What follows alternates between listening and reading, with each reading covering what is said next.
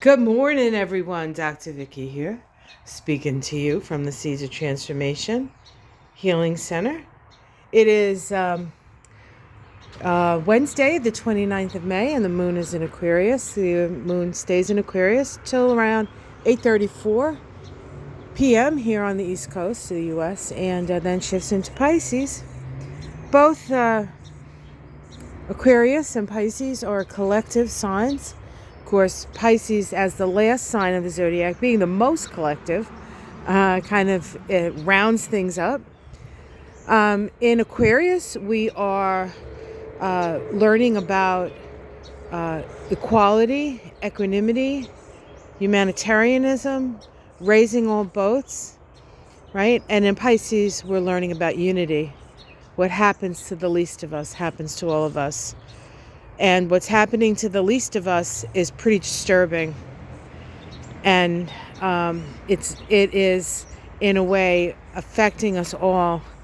And it's time for us to make a collective shift, right?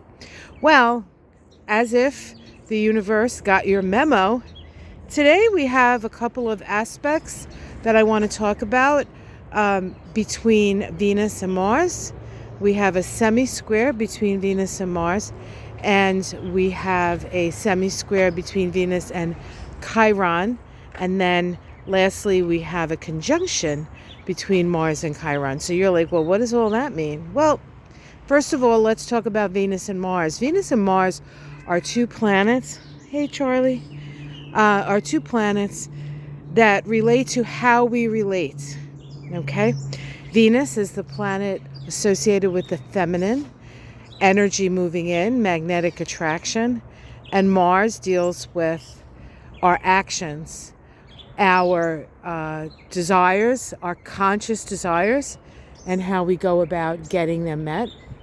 The interrelationship between Venus and Mars in a chart will indicate the manner in which you relate.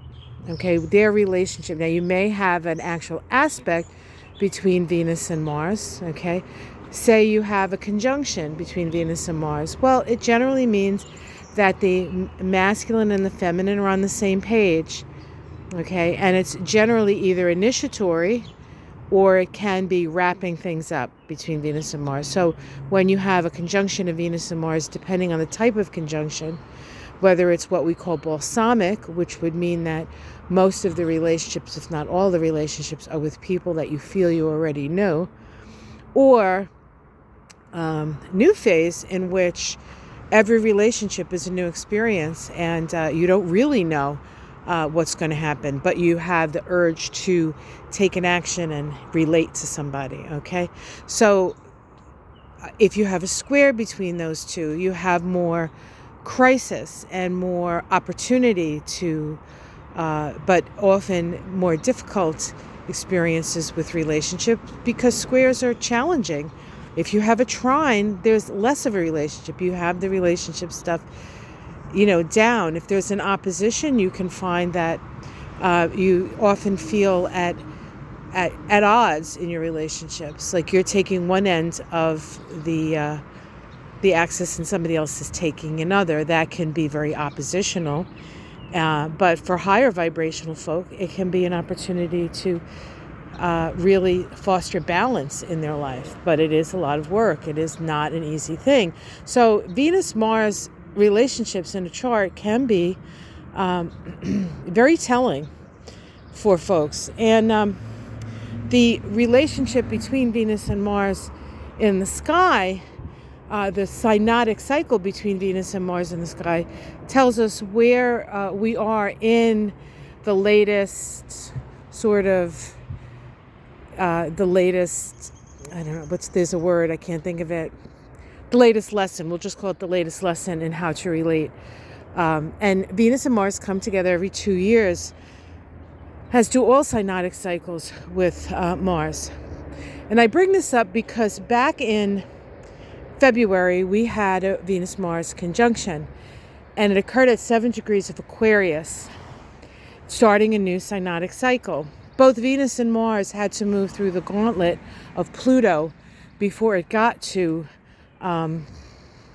before it got to its conjunction at 7 degrees of Aquarius. The Sabian symbol for 7 degrees of Aquarius was a child being born out of an egg, speaking to us of mutations and new energy, new souls coming in, and perhaps learning how to relate in a totally new way based on our need to evolve. And I'm going to just bring this camera up because I just noticed the moon up there. Hi, moon. That's the moon in Aquarius right now. Soon to be the moon in Pisces. Everybody knows how happy that makes me. All right, so that is just a little information on Venus and Mars. And you're like, well, it's May. You're talking about February. What's up with that? Well, today we have something called a semi-square between Venus and Mars. And I don't talk about semi-squares. They're half squares. Okay, a square is a 90-degree aspect. A semi-square is a 45-degree aspect. But it does bring Mars and Venus at its first evolutionary gateway in its synodic cycle. And so when we have the conjunction, which happened in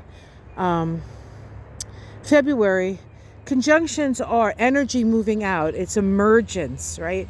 Something new is emerging. When we get to the semi-square, 45 degrees later, the energy of expansion is now contracting.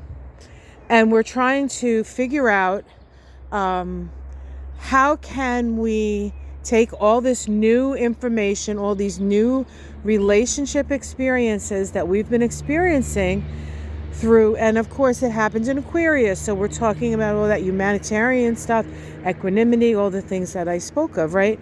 So we're looking forward, how can we escape the ghosts of the past? We are now in what we call the crescent phase of these two planets. How do we escape the ghosts of the past? How do we overcome inertia? How do we move forward? How do we decide how we're going to design this new way of relating? And so that's the point of Venus and Mars right now. Well, along with that, we have Chiron, because Chiron is in Aries, very close to Mars. So Venus makes a semi-square to Chiron. And so Venus is about relationship. Chiron is the wound. Chiron in Aries can be the wound of being who you are, right? Being who you are wounds you because perhaps other people don't agree with who you are, all right? Chiron in Aries can be the wounds of war, the wounds of aggression, the wounds of toxic masculinity. I was watching a video clip or a report, actually, I think it was on PBS, about what's happening in Sudan. And they're showing these pictures of these fighters on their trucks with their machine guns and their Victorias, and then they show you what's going on in the actual cities, and they're just destroying everything and destroying people's lives. And so it's like this weird sort of like expression of a toxic masculinity, which like we have the guns so we can do whatever the hell we want. And that's happening on both sides of the conflict. And in the middle are the people who were just trying to live their lives, and now their lives are destroyed. And so it's this sense of like, why are we doing this? Haven't we gotten past this? Like, what's this about? And so there's the expression of toxic, that's what I saw, the expression of toxic masculinity. So today we have Mars and Chiron make their conjunction. Mars is in Aries. Mars was just on the North Node. Mars is on its way to making a conjunction with Eris, which we'll talk about. I'm going to talk about when I get to my June astrology, rather a lot. I'll talk about that and what that could mean and what I see with that. But today, Mars and Chiron can join. And let me see, I think it's 22. I wrote it down. Where do they... Hold on a second.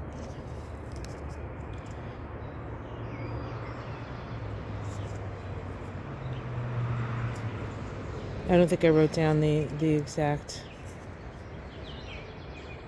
Anyway, they conjunct. If you really want to know specifically, you can check out my astrology of the week. This would have been the last one I put out for May.